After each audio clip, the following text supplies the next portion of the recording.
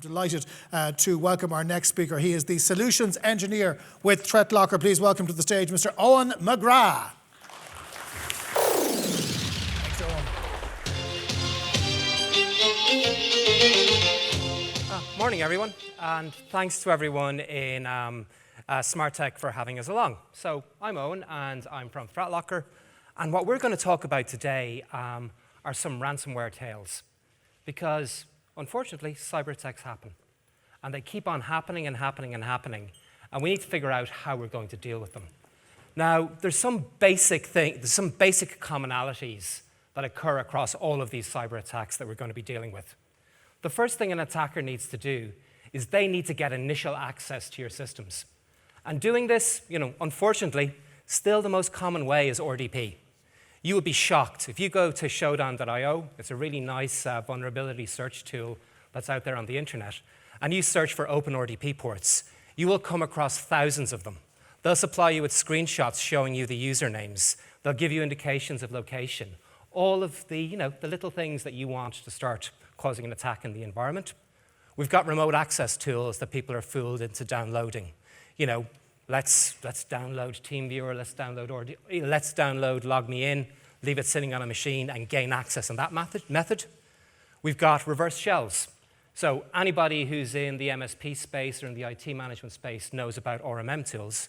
A reverse shell is essentially a command line version of those RMM tools. It's commonly packaged in malware, and it's what people use to gain that initial access.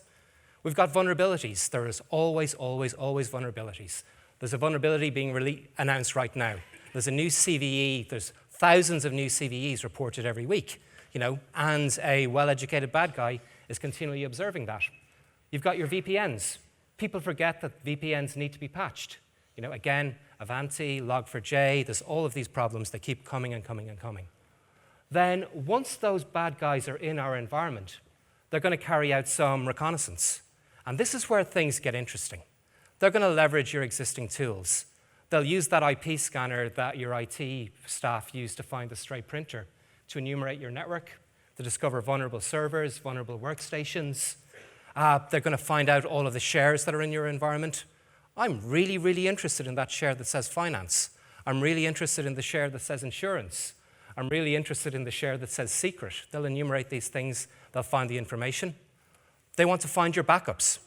Again, if the backup is taken away, you're a lot more likely to give in to whatever threats they make. You're a lot more likely to pay that ransom that they come up with. And then speaking of those ransoms, one of the first things I want to find is your insurance. There's no point in trying to exploit you if you don't have that insurance. There's no point in looking for a ridiculous amount of money if you only have €1 million in your bank account, and I ask for €1 million, you'd rather go out of business. I ask for 300,000, 250. Maybe I'm going to get a result out of that. Then they're going to deliver their payload. They're going to deliver their ransomware. And they'll do that by living off the land. They'll use your regular software deployment tools, your GPOs, your Intunes. They'll push the software out. Then they want to get that ransomware executed. That's just the case. They just have to wait for the right person. If you're hacking a one-man shop, you could be waiting forever. If there's 100 employees, it's going to be a lot faster. If there's 1,000 employees, guaranteed somebody is going to make the mistake. Somebody will click on it. And then finally, we get around to the bad things that they want to do. They're going to encrypt all of your data. And one of the most common things we're seeing these days is remote encryption. They'll use your UNC paths. They'll use what's available to go and just remotely encrypt all of your data without carrying out anything else. So what I want to talk about today are ransomware tales. And unfortunately, they're not fairy tales. They're closer to horror stories. We, unfortunately, in ThreatLocker, a lot of the first contact we have with our partners is when they're recovering from a ransomware attack. It's a really unfortunate position to be in, and it's not the best of times to meet people, but hopefully we can help. So what we've done here is I've taken some examples that we've dealt with over the past couple of years. We've mixed them up and we've anonymized so you can't directly identify anybody, but it will give you a good idea of the state of play when it comes to ransomware, hacking, and what people want to do to your infrastructure. The first case I'm going to talk about is the manufacturing industry. So this was a pretty successful company, approximately 400 employees, based in the US, and they were doing quite well for themselves, making approximately 90 million in revenue every year. Again, this system overview is probably familiar to a good 50% of people in the room. They had 2 Windows file servers, 3 AD servers, about 300 workstations. They're a manufacturing industry, so everybody didn't have a computer. 15% of the workforce were remote, and they had 2 physical sites. Quite a successful company. And their security seemed really good as well. They had the EDRs, MDRs in place. They had an RMM tool to make sure all of their software was patched. Nothing was visible to the internet apart from some legacy exchange online, but that was well managed.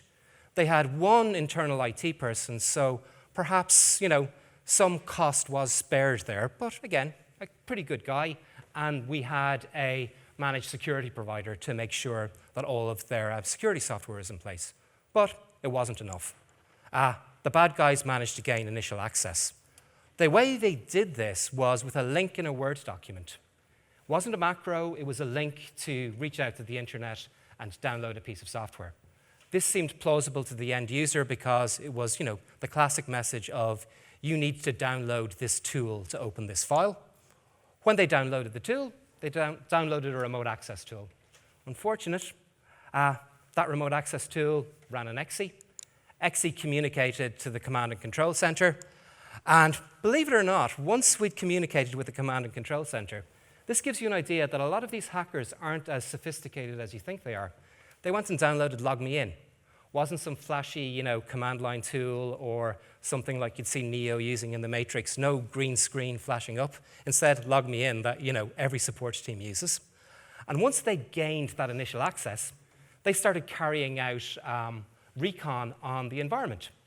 And the first thing they did was they scanned the network. And they used a tool that you can find out there on GitHub called Born to be Root. I really should have said we could have had Born to be Wild playing when I said that.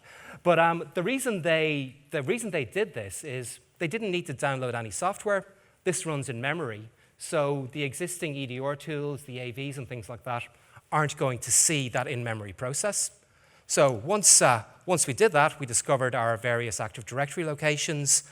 And this is quite interesting here. When they carried out the brute force to try and gain access to the AD, they used net use. And this is quite clever when we're in the context of the manufacturing industry. Because if you've got an EDR or an MDR, and you've got a lot of diverse machines, some of them running in workshops and warehouses and things like that, guaranteed the clock is going to be off on a couple of those machines. So your logs are going to be flooded with messages from net telling you that there's invalid logins because of the time difference. So by us using that brute force and net use, it helps to evade the EDR and MDR functionality. And eventually, they managed to connect to the AD server using RDP. Classic kind of attack, all occurred over the course of maybe 5 or 6 hours. There wasn't a whole lot of automation here, but they knew what their tools were and they used them. Then they delivered their payload. They created a GPO. It's a fairly standard way of deploying software. It's not the fastest because everybody knows the S in GPO stands for speed. And then they created a PowerShell script that they used to push out their payload. Next thing they did, again, maybe these people weren't the most sophisticated in the world. They didn't steal all of our end users' data. They took a sample amount of files, enough to threaten somebody, enough to give that blackmail and let them know, we have your data, we can do something with your data. And also, by not uploading everything, maybe they made sure that egress alarms and things weren't going to be triggered. And then finally, they used that PowerShell script to download and run the ransomware file and go and encrypt all of the user's data. So that's essentially the anatomy of the attack that happens with this manufacturing company. Now, how do we go and deal with how do we avoid this? We saw the initial IT setup that this company had. It was pretty good. So first thing we want to do is that link in the Word document, it downloaded a remote access tool, which downloaded an exe, which communicated to the command and control center. The way we deal with a scenario like this is we want to block any untrusted software. Create an allow list of your known applications, then make sure that nothing else can be introduced into your environment. That takes that first step of the attack out of the equation. The next thing, block log me in. Our team doesn't use log me in, we use TeamViewer for remote support, so why should we allow another remote access tool? Then, to avoid that recon, stop PowerShell from talking to the internet. If PowerShell can't get out to GitHub to download Born to be Root or some other type of an application, again, you're stopping those bad guys in their tracks. If you're not dealing with the highest levels of a nation-state actor, most of these attackers are opportunistic. They want to find something, sell it on to an access broker, and make their cut of the pie going through all of this. So if we can keep stopping them in their tracks, it gives your EDR and your MDR that chance to discover the attack and deal with it. Then again, your EDR should be monitoring for anything happening in your Active Directory or any incorrect credentials. And then when you're connecting to that RDP, you want a dynamic ACL of the devices and the IP addresses that are allowed to connect to those machines. We don't want random devices connecting over RDP to your infrastructure. Then in terms of delivery, your EDR and your SOCs need to be monitoring anything that's happening in those GPOs, and we were quite surprised that this wasn't detected in this case. Then with these PowerShell scripts that are running, again, stop it from talking to the internet, stop PowerShell from reaching out there and getting that ransomware that was used to encrypt the rest of the environment. Now, the second case is in the area of healthcare, quite a large healthcare organization, not based in Ireland. This healthcare organization had a global presence, huge revenue, $500 million a year. The system overview was, quite straightforward. Windows file servers, Active Directory, lots and lots of Windows workstations, and a lot of medical devices. And again, their security stack was quite good. They had an EDR, they had their firewall. They were patching their software, but this was all done manually, and they had an internal IT team. Now, the initial access here was an exploit in a VPN. We patch our software, but we forget we need to patch hardware, we need to patch network devices, we need to patch anything that has access to the internet. And once we found that exploit, they connected over remote desktop to a server. Shockingly easy. Once they got there, they ran an IP scanner. They scanned for vulnerabilities out there on the network. And everybody knows in the back of their head there is a server sitting out there in a closet or in a rack that's running a piece of software. That server can't be rebooted. It's still vulnerable to Cobalt, it's still vulnerable to Eternal Blue or something like that. So our bad guys used Cobalt Strike to scan for those vulnerable endpoints. And we identified the database of records and the equipment. We discovered everything that was connected to that network. Next thing we do is we did discover that server with Eternal Blue. We used the exploit on that single Active Directory server. We pushed the software out. Again, nice and old-fashioned. All of us, did this way back in the past. There was faster ways to do it. But pushed the software out to all of those endpoints and encrypted them. So again, we want to patch any vulnerable software. Going to be the key way to avoid any of those vulnerabilities. Again, handle the connections to your RDP servers. Use that dynamic ACL list, and if you talk to the team on the ThreatLocker stand, we'll tell you how we can achieve that. Then, to stop the recon, again, block untrusted software. If there's something unknown that tries to run in your environment, you want to block it. Again, any authorized software that you have in the environment, you can ring-fence it.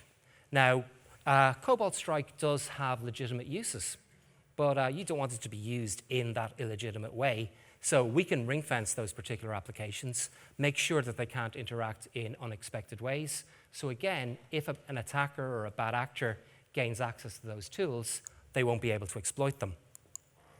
Then in terms of the delivery of the attack, you want to limit what processes can do. So again, if something is exploited, it can't be leveraged against you. And again, stop untrusted software. So the message that we can see from these particular attacks is if we're able to stop unauthorized software, if we're able to limit what authorized software can do, we're going to be able to have a far better time in dealing with these attacks. Now, I'm going to go a little bit quickly through all of this. What the code you see up there on the screen is code to create a reverse shell. And we carry this out in two different ways. We Googled for that reverse shell, which, somebody went to Stack Overflow or something like that, and Google copied that, gave us a copy of that data. Then we asked ChatGPT to generate that code for us as well. And I've got a funny little video on that ChatGPT generation in a moment. But the difference between these two is while both of these pieces of code are functionally identical, one is known and the other is unique because it's just been generated by that ChatGPT. So when we tried to execute the known piece of software, Defender steps in and blocks it, just as we expect. It's on that database of known applications, so it's easy for us to block it. However, with the unknown piece of software, it's allowed to run. Something unique has happened, so that unauthorized piece of software that was entirely unknown, when we get into the environment, we're able to execute it.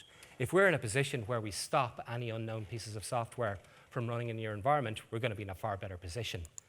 Now, let's just move on here. This is us trying to do some naughty things with ChatGPT. And AI is going to be the buzzword that you're going to hear all of the time here in the environment. So what we ask it to do here, and unfortunately I can't get this to fast forward, is we ask it to give us what an attacker might do. Give me some code to steal all of the data from an environment. And ChatGPT is good. It says, sorry, I can't help you with that. Now, we've found that if you're going to be playing with ChatGPT, it always helps to be polite. Say, please, use nice grammar and things like that because it works with context. So here we go, and we ask it to give it to us for a demo. But we're clever. We know that we can say, oh, backing up data is the exact same as stealing data. So we just ask for the backup, and suddenly, in a moment, we're going to get that piece of code to go and steal all of the data. And the other interesting thing to consider here is, this time 2-3 years ago, you had to be a relatively good, student or a relatively good programmer to be able to go and do this. Now, anybody who knows how to ask the instruction is able to go and grab the code and start causing those problems. This is me asking for the RMM, the reverse shell code here again. And as you can imagine, it's going to give you essentially the same response. So I'm just going to jump over that slide and quickly tell you what ThreatLocker does. We're going to learn all of the software that you have in your environment during our learning period. It's a really clever algorithm. It discovers your known applications, creates policies for you. Then we're going to secure your environment.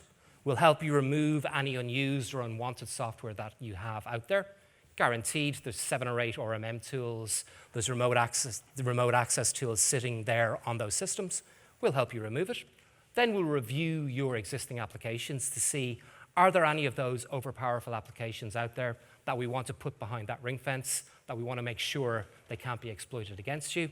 We'll iterate, work through, add those exceptions, and secure your environment. So ThreatLocker is really effective for doing all of that. We're going to give you business intelligence about your applications. We'll let you know that 7-Zip is developed in Russia, what potential access it has in your environment, anything else that's there and causing problems on the system. We've got really effective search tools that will let you see everything that is running on your environment, and you're going to be able to work and build up those policies with that as well. And again, we give your end user the ability to go and request those applications and work through everything that's in the environment. So we can see here that the advanced IP scanner, developed in Germany and the Russian Federation, it's got this potential access into your environment. So you've got that easy way to handle everything in your environment. So please, if you're interested in anything that you've heard, please come talk to us at the stand. We'd be delighted to set up a demonstration, give you some real-world examples of everything that's happening here. Check us out on social media, and please do come and book a demonstration. So thanks, everyone, for your time.